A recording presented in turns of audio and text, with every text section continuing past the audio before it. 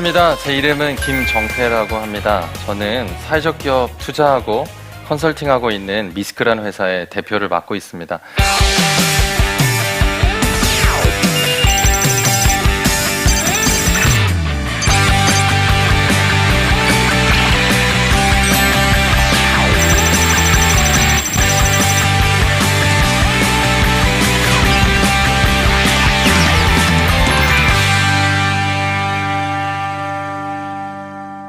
오늘 제가 들려드릴 얘기는 제가 썼던 책 스토리가 스펙을 이긴다에 대한 내용들을 바탕으로 믿음을 가지고 있는 우리들이 이야기를 어떻게 받아들이고 또 그것이 우리에게 어떤 의미가 있는지를 간단히 좀 나누려고 하고요.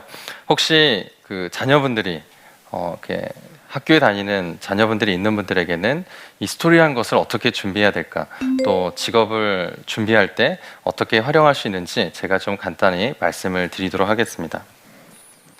예전에 굉장히 유명했던 저 문구가 있는데요. 보시면은 하나의 대추가, 요즘 대추가 많이 나오는 계절인데 그 대추가 나오기 위해서 우리는 결과를 보지만, 하지만 그 대추가 나오기까지의 여러 가지 어려움들도 사실 있습니다. 그리고 그게 없으면은 대추의 달고 단 거의 그 맛을 저희가 누릴 수가 없겠죠. 근데 많은 경우에 있어서는 대추라는 결과, 어떤 상품에 대한 결과에 우리가 관심이 많지만, 하지만 이야기라고 하는 것은 그 이야기가 어떻게 시작됐는가, 그리고 그 과정 속에서 더 사실 많은 사람들이 주목할 수 있는 귀한 것들이 있습니다. 제가 많은 책을 썼습니다. 한 16권의 책을 썼는데요. 저도 사실은 책을 쓰는 게 제 인생의 목표는 아니었어요. 그런데 어떻게 하다 보니까 제가 책을 쓰게 됐는데, 그게 바로 첫 번째 책이 화면에서 보시는 군입대를 준비하는 청년에게라고 굉장히 좀 모범생틱한 이런 제목을 가지고 있는 책입니다. 원래 저는 책을 쓰려는 목적은 없었는데요. 제가 대학교를 졸업하고 중국에 선교를 하러 갔다가 선교사님 한 분이 굉장히 경제적으로 어렵다는 것을 보게 됐습니다. 그런데 저는 이제 백수였고 제가 뭔가 후원할 수 있는 경제적인 것들은 없었기 때문에 이분은 어떻게 하면 내가 경제적으로 도울 수 있을까를 고민하다가 어디선가는 들었던 게 생각이 났는데요. 그게 뭐냐면, 책을 잘 써서 그것이 잘 팔리게 되면 굉장히 많은 돈들을 벌 수 있다라는 얘기를 제가 생각이 났습니다. 그런데 그 당시 제가 썼던 글들이 없으니까 집을 이렇게 제가 봤고요. 그랬더니 과거에 군대에서, 저희 군대에 가신 분들은 알겠지만 하루에 한 장씩 의무적으로 일기를 쓰는 게 있습니다. 이거를 수양록이라고 하고요.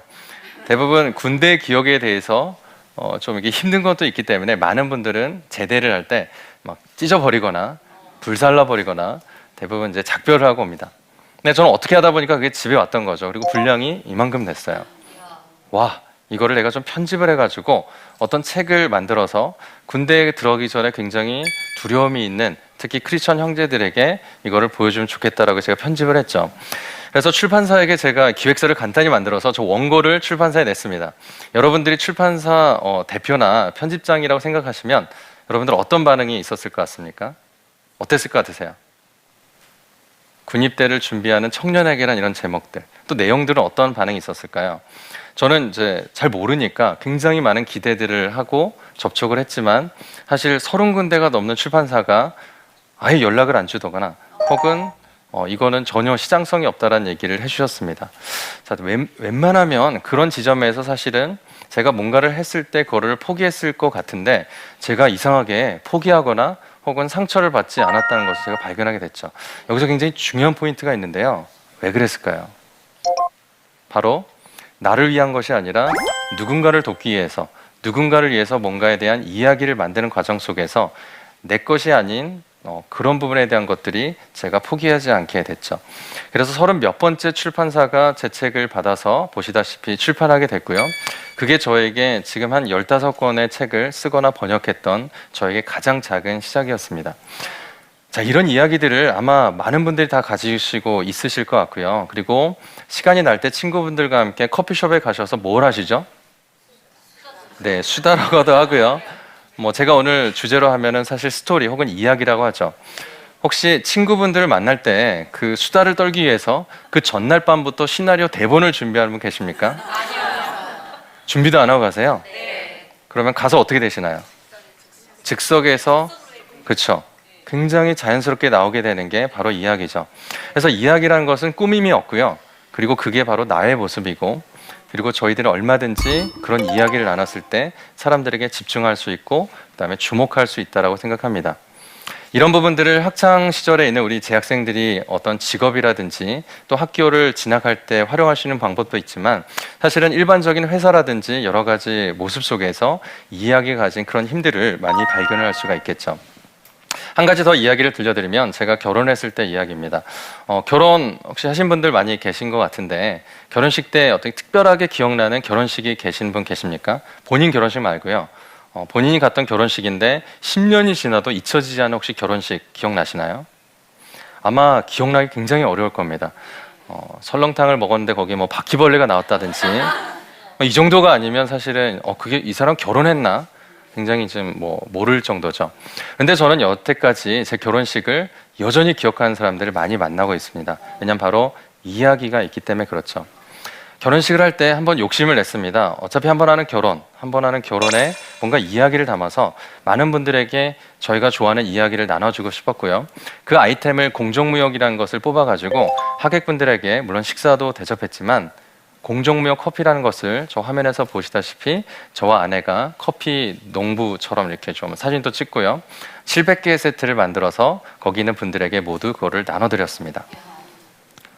많은 분들이 이제 헷갈렸죠. 이게 결혼식인지 공정무역 커피에 대한 설명인지 굉장히 궁금해 하셨는데 재미난 사실은 그렇게 커피를 처음 접하고 그 다음에 이거를 전해줬던 저희들이 어떤 의도를 했는지를 아셨던 분이 그 다음에 1년 동안 굉장히 저를 통해서 이 공정무역 커피에 대한 주문들을 하셨습니다. 지금 사실 공정무역 커피 많이 드시죠? 네, 그리고 마트에서도 구할 수 있지만 그 당시는 온라인 전용 쇼핑몰이 아니었으면 커피를 구할 수가 없었습니다. 그래서 많은 분들이 저를 통해서 대행 구매를 요청을 하셨는데 놀라운 사실은요, 1년 후에 이 공정무역 커피하는 회사 재단법인에서 연락이 왔습니다. 뭐라고 했냐면요, 김정태 씨 축하드립니다. 온라인 최다 구매자가 되셨습니다. 제가 모르게 1년 동안 정말 온라인 최다 구매의 그 실적을 만들게 된 거죠. 만약 제가 공정무역이라는 것이 좋은 것만 얘기를 하고 그냥 이것을 사달라고 얘기했을 때 많은 분들이 재구매를 하지 않았습니다. 그런데 결혼식이라는 이야기 구조 속에서 제가 정말 좋아하는 공정무역이라는 것을 이야기했을 때 많은 분들이 그것을 실제 행동으로 바꾸게 되는 부분들을 보게 되죠. 그래서 이야기의 핵심은 어떠한 진짜 이야기뿐만 아니라 그 이야기를 듣고 변화하게 되는 것까지가 포함되는 게 정말 이야기의 핵심이고요. 또 사실 그런 부분들을 저희들은 성경 말씀을 통해서 경험을 하고 있습니다. 말씀을 통해서 그냥 듣는 것뿐만 아니라 그 들었던 말씀들의 이야기가 나의 삶 가운데 어떤 액션들을 취하게 된다면 그게 바로 진짜 이야기라고 생각해 볼 수가 있겠죠. 저는 30살에 제 첫 직장을 시작했습니다. 남들은 참 많이 가고 싶어하는 유엔을 전 어떻게 하다 보니까 그렇게 계획한 건 아니지만 30살에 첫 직장을 들어가게 됐고요. 그렇게 된 이유 중에 하나는 제가 26살 때까지 학부를 졸업하고 역사라는 것을 전공했는데 그 역사라는 전공을 원했던 한국의 기업들이 없었습니다. 그래서 참 안타깝게도 30살 때까지 한국에서 원서를 쓸 수 있는 기회도 제가 누리질 못했고요. 그러다 보니까 한편으로는 한국에서 활동할 수 있는 부분들이 없다 보니까 제 눈이 자연스럽게 국제라는 부분으로 돌려지게 됩니다. 그래서 30살 제 첫 직장이 유엔이란 공간이었고요. 거기에서 제가 입사하게 된 얘기를 잠깐 말씀드리면 사실 그 마지막에 입사했던 많은 분들 중에 해외에서 석사를 했던 분들, 영어도 너무 잘하시고 또 국회의원 보좌관 하셨던 분들이 계셨습니다. 그런데 저는 첫 번째 직장이었고 역사를 전공했던 사람으로서 어떻게 보면 스펙이라는 기준으로 보면 경쟁력이 사실은 좀 작을 수가 있었죠. 그런데 한 가지 제가 굉장히 특이했던 것은 그 지원하기 2년 전부터 제가 글 쓰는 거를 좋아해서 여러 가지 온라인 매체에 제 스스로 돈을 받은 것은 아니지만 제가 기사를 쓰고 했던 것들이 굉장히 많이 있었습니다. 제가 이 회사 유엔에 지원할 때 마침 홍보 담당자를 모집을 했었는데 제가 그 전에 썼었던 온라인의 모든 기사들을 출력을 해가지고 입사 지원할 때 그걸 같이 낸 거죠. 그리고 그런 부분들이 마지막에 서류 통과와 면접을 했을 때 거기 있는 분들로부터 굉장히 긍정적인 피드백을 받게 됩니다. 어떤 석사라든지 해외에서 공부를 했다라든지 어떤 경험이란 경력이란 부분들은 제가 가지지 못했지만 하지만 구체적으로 어떠한 것을 할 수 있는 능력을 보여주는 굉장한 증거들, 바로 그런 기사들이 있었기 때문에 제가 첫 직장을 굉장히 늦게 들어갔지만 30살에 저는 유엔에서 제 일을 시작을 하게 됐죠. 그리고 그때부터가 스토리가 스펙을 이긴다라고 했던 바로 그런 컨셉트를 제가 좀 더 명확하게 경험했었던 시간이었습니다. 예전에 코피 아난을 제가 만난 적이 있는데요. 한 가지 좀 얘기를 들려드리겠습니다. 한 번은 코피 아난이 유엔 사무총장이었을 때 한국에 오셔서 굉장히 큰 특강을 한 적이 있었습니다. 그리고 여러분 아시겠습니다만 이런 분들은 꼭 강의가 끝난 다음에 꼭 질문이 있습니까? 라는 질문을 던지게 되죠. 만약 여러분들이 이 자리에 제가 아니라 코피 아난이나 버락 오바마 대통령 같은 분이 이 자리에 있으면 여러분들 강연이 끝난 다음에 혹시 용기 있게 질문을 던지실 분이 혹시 계십니까? 영어에 대한 어려움이 없다고 생각하셔도 굉장히 어려울 수가 있겠죠. 코피 아난이 강의를 끝내고서 질문 있습니까? 라는 질문을 던졌습니다. 그 자리에는 700명 정도가 굉장히 이렇게 서 있고도 했었는데요. 아무도 질문을 하지 않은 걸 보면서 굉장히 좀 어려움이 있었죠. 그때 한 10초 정도 코피 아난이 기다렸을 때 누군가가 손을 들었습니다. 그리고 굉장히 조용하게 코피 아난에게 유엔 사무총장의 리더십에 대해서 물어보게 됐는데요. 그 모습이 바로 제가 곧 보여드릴 저였습니다. 그런데 그때 저한테 주셨던 이 코피 아난의 답변을 저는 그 당시에 석사 논문을 쓰고 있었는데 그 논문을 통해서 코피 아난의 답변을 같이 쓸 수가 있었고요. 논문을 쓰는 분들은 많이 알고 계십니다. 그 논문의 주제에서 가장 권위 있는 사람이 직접적으로 그 논문에 대한 코멘트를 하게 되면 논문의 가치가 사실은 굉장히 많아질 수 있기 때문에 그런 부분에 대해서 저는 석사 논문에 큰 도움을 받게 됐죠. 자, 여기서 보시는 모습이 바로 저의 모습입니다. 굉장히 애떠 보이죠? 그런데 여기까지 제가 왜 굳이 이야기를 했는지 이제 다시 한번 돌아가겠습니다. 결과로 보면 사실은 코피 아난 앞에서 질문을 했다는 것은 커다란 큰 의미가 없을 수가 있습니다. 그런데 한 2년 정도의 시간을 조금 더 앞당겨서 저의 모습을 보게 되면 저는 혈액형이 A형에다가요 MBTI 검사하면 굉장히 내향적인 성격이 나옵니다. 그래서 지금의 보시는 모습과 달리 저의 모습, 한 3년, 4년 전의 모습은 굉장히 사실은 소극적이고 내성적인 모습이 많았죠. 28살에 대학원에 들어갔습니다. 그래서 공부를 1학기 동안 하다 보니까 적응을 못하는 거죠. 굉장히 뛰어난 친구들이 질문도 잘하고 저는 수업 시간에 질문할 수 있는 부분도 굉장히 약했습니다. 그리고 2학기가 시작이 돼서 이제 2학기를 준비할 동안 굉장히 많은 고민들이 있었죠.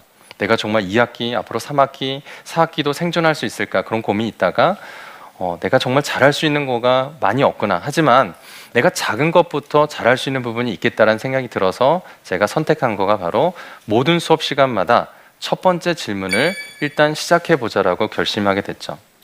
혹시 질문 잘하시는 분 계십니까? 네, 이따가 한번 시간 가져볼까요? 사실 질문은요, 그 첫 번째 질문이 굉장히 어렵습니다. 대부분 한 30초까지 침묵이 흐르기도 하고요. 그래서 제가 왜 첫 번째 질문을 하려고 했었냐면 질문 자체라기보다는 그 첫 번째 시간을 용기 있게 할 수 있는 행동을 나는 과연 할 수 있는가? 교실이라는 굉장히 한정된 공간에서도 내 의사를 표명하거나 내가 어떤 액션을 취하는데 내가 두려워하고 주저한다면 사회에 나가서 과연 나는 팔을 뻗치고 내가 원하는 저 기회를 위해서 그 목표를 위해서 달려갈 수 있을지에 대해서 저는 정말 알지 못했습니다. 그러다 보니까 먼저 여기에서부터 팔을 들고 내가 질문을 해보자라고 생각을 하게 됐죠. 자, 2학기부터 모든 첫 번째 시간, 수업 시간에 질문을 하게 됩니다. 결과가 굉장히 놀라웠는데요. 2학기 때부터는 제가 모든 과목에 A+를 받아서 전액 장학금을 받게 됐고요. 교수님이 A와 A+에 대해서 굉장히 차이가 있는데요. A는 열심히 노력을 하면 A까지는 줄 수 있습니다. 그런데 플러스를 누구를 주신지 아세요? 플러스는 굉장히 주관적인 평가인데 수업 시간에 질문을 열심히 하는 사람을 교수님들은 싫어할까요? 사랑할까요? 좋아하죠. 굉장히 수업 시간에는 불편한 것처럼 보이시지만 사실은 한 학기가 끝나고 채점을 할 때 교수님들에게는 저 친구 모든 수업 시간마다 나에게 첫 번째 저렇게 열정을 가지고 질문했지라는 생각을 할 수 있겠죠. 제가 그거를 기대하고 사실 질문한 것은 아닙니다만 그 질문을 통해서 수업에 대한 몰입도가 많아졌고요. 또 그것에 대한 결과로서 모든 과목에 제가 A+를 받게 되는 변화가 있었습니다. 제가 아까 이 코피 아난에 대한 얘기를 했던 거가 바로 그 부분을 말씀드리고 싶은데요. 우리가 어떠한 결과나 어떤 멋진 목표들을 달성하기에 앞서서 먼저 그 이야기가 시작되는 그 시작은 굉장히 초라할 수 있고요. 굉장히 작은 공간에서 시작될 수가 있습니다. 하지만 그런 부분들이 생략되고 그런 부분이 없는 상태에서 갑자기 뭐 버락 오바마라든지 혹은 코피 아난과 같은 이분들이 상징하는 어떠한 목표, 어떤 기회들이 앞에 있을 때 사실은 저희들은 그런 기회들을 붙잡기도 어렵고요. 또 그런 목표들을 달성하기가 굉장히 어렵게 된다는 거죠. 스토리가 스펙을 이긴다라고 했을 때 제가 강조하고 싶었던 부분이 바로 그런 부분입니다. 여기서 말하는 스토리라는 것은 다른 사람보다도 더 잘하기 위해서 말을 하는 것이 아니라 내게 있었던 이야기들에 내가 얼마나 충실하게 반응을 하고 있는지 그런 부분들을 말씀을 드리는 거고요. 그리고 그 작은 공간에서 손을 드는 조그만 연습들이 바로 저렇게 큰 공간에서 손을 들 수 있는 용기가 됐고, 또 그것을 통해서 제가 썼던 UN 사무총장이라는 리더십 그 논문에 코피 아난의 이야기를 담을 수 있었고, 그렇게 해서 그 논문들은 해외에서 출판도 하고 또 번역을 하게 됐습니다. 여러분들에게도 아마 이런 이야기들이 굉장히 많이 있으실 거라고 생각합니다. 그리고 혹시 자녀분들이 있다면 학교에서 그리고 또 이런 특강을 들으실 때 나는 정말 첫 번째 질문을 하고 있는지 한번 생각해 보시면서, 만약 그렇지 못하시다고 하면 그 첫 번째 질문을 하는 첫 주인공이 되보시면 좋겠습니다. 많은 분들이 이야기를 하는데요. 헌혈을 하는 분들이 앞으로도 계속 헌혈을 하게 되고, 또 어르신에게 한 번이라도 버스나 지하철의 자리를 양보해 본 친구들이 앞으로 가면 갈수록 양보할 확률이 많다는 겁니다. 이 작은 공간에서도 어떤 작은 이야기를 만드는 것에 힘이 들게 되면 사실은 커다란 무대라든지 커다란 공간에서도 이야기를 만들기가 굉장히 어렵겠죠. 그래서 커다란 바다에 가서 먼저 수영을 하기보다는 작은 공간, 작은 수영장에서 나의 이야기를 만드는 것들이 굉장히 중요하다고 보겠습니다. 우리가 커다란 목표를 위해서 달려갔을 때, 그런데 그 목표에 집중을 하지 그 이야기가 만들기 위해서 필요했던 어려움이나 훈련이라든지, 아까 제가 서두에 대추를 말씀드렸잖아요. 하나의 대추가 정말 멋지게 성장하기 위해서 어쩌면 폭풍이 필요할 수도 있고 어쩌면 태풍이 필요할 수도 있지만, 그런 부분에 대한 우리들의 인내들이 필요한 게 바로 이야기라고 생각을 합니다. 저렇게 커다란 공간에서 저렇게 멋진 이야기를 내가 가지길 원한다면 사실은 조그만 공간에서 조그만 이야기에서 먼저 성공을 하고, 또 그 이야기를 통해서 그 다음 단계로 나아가는 게 바로 스토리가 스펙을 이긴다라고 제가 말씀드리고 싶은 부분이죠. 스토리가 스펙을 이긴다라고 했을 때 저는 저런 그림을 많이 사용합니다. 대부분 스토리 스펙을 이긴다 하면 두 부류가 있는데요. 첫째는 굉장히 기분이 나빠지는 사람과, 왜 나빠질까요? 본인이 가진 스펙이 굉장히 좋은데 갑자기 스펙을 이기는 스토리가 있다고 하니까 기분이 나빠지죠. 또 한 분은 굉장히 기분이 좋아집니다. 왜 그럴까요? 스펙이 좀 약하다고 생각되는 분이 있겠죠. 그런 두 분들에게 제가 동일하게 던지는 메시지는, 사실 스토리와 스펙은 서로 대립관계가 아니라는 거죠. 저기에 보이시는 어떤 빙산의 모습처럼 어떻게 보면 우리들의 모든 모습을 보여주고 있습니다. 다만 스펙은 우리들의 인생에 굉장히 한정적인 빙산의 일각과 같은 모습을 보여주는 거죠. 재미난 사실은요, 그 대학교 때 총장상도 받고 최우수 졸업을 했던 친구들이 5년과 10년 후에 그 사실 자체를 잊어버린 경우가 굉장히 많고요. 또 친구분들과 동창회를 했을 때, 야, 내가 15년 전에 총장상 받은 거 기억나지? 하면서 계속 이 얘기를 할 분들이 사실 없을 겁니다. 스펙이라는 것은 빙산의 일각처럼 시간이 지나면 지날수록 마치 따뜻한 햇볕 때문에 빙산이 녹아가는 것처럼 많이 없어지는 부분들을 볼 수가 있고요. 다만 저 바닷속에 숨겨져 있는 저 엄청난 거대한 저런 부분들, 저게 바로 하나님께서 우리에게 주신 이야기고, 그리고 어떻게 하면 저런 부분들을 우리가 더 이 세상 가운데 나눌 수 있을지, 그런 부분들을 제가 다음번 두 번째 시간을 통해서 저 이야기가 우리들의 믿음과 어떤 관련이 있는지를 함께 말씀을 또 드리도록 하겠습니다. 스토리가 스펙을 이긴다, 여기서 보시는 것처럼 우리에게는 스펙과 스토리가 두 개 다 있죠. 그리고 이것을 믿음의 눈으로 보는 분들은 사실 저 그림을 저렇게 뒤집는 분들이 계십니다. 나에게 스펙도 있고, 나는 이런 학교도 나왔고, 나는 이런 직장 다니고, 그거는 나의 삶의 하나의 모습이긴 해. 하지만 나에게는 더 큰 이야기가 있어, 나에게는 더 큰 잠재력이 있다라고 믿으시는 분들은 바로 사회가 말한 어떤 기준으로 자기를 보는 게 아니라 바로 믿음의 눈으로 스토리가 어디에 있는지를 명확하게 알고 있다고 생각합니다. 일부 스토리가 스펙을 이긴다 해서 제가 스토리가 어떤 것인지, 또 이미 여러분들이 스토리를 가지고 있다는 거 말씀드렸고요. 또 계속 제 이야기를 전달해 드리도록 하겠습니다. 경청해 주셔서 감사합니다.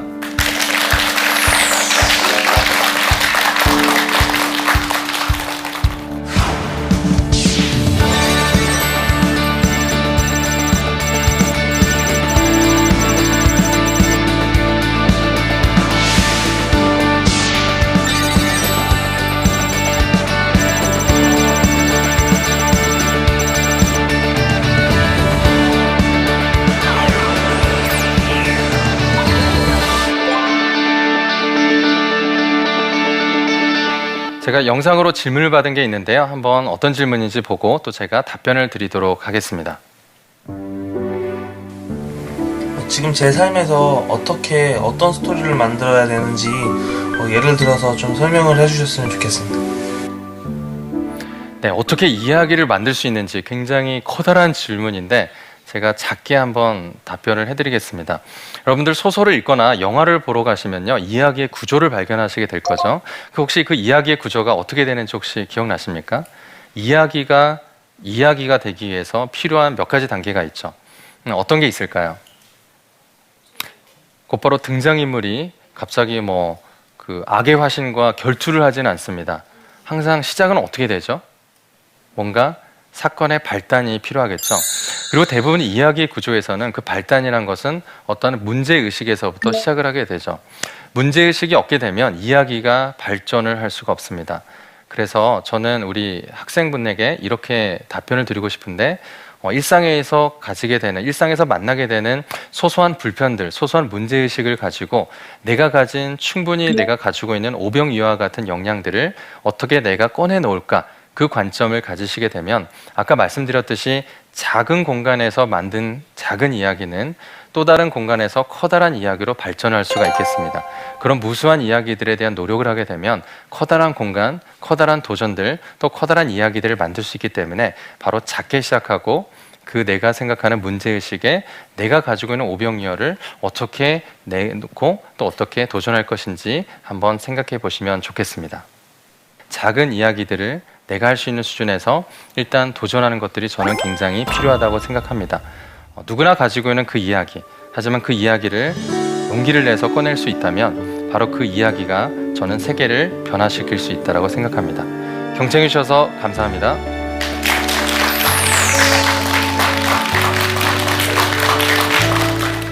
달란트를 주신 이유는 바로 공동체의 덕을 세우고 그 다음에 타인의 유익을 위해서 주신 부분이 바로 정확하게 달란트였다는 거죠. 그런데 저의 모습을 보게 되면 그 달란트를 다른 사람에게 쓰거나 혹은 공동체에게 나눠주기보다는 도서관에서 혹은 나의 취업을 위해서 내게 있는 달란트가 무엇인지에 집중하는 저의 모습을 굉장히 많이 보게 됐습니다. 그 이야기의 시작을 위해서 우리가 해야 될 것은 내가 가진 멋진 이야기들을 만들기 위해서 내가 목표로 삼는 저 이야기를 위해서 도전하기 위한 그런 이야기가 아니라 하나님께서 우리에게 맡겨주신 사람들, 우리가 섬기길 원하는 그 사람들을 위해서 우리들은 우리가 가진 것들을 어떻게 꺼내놓을지에 대한 바로 믿음의 도전이 있다라는 부분이었습니다.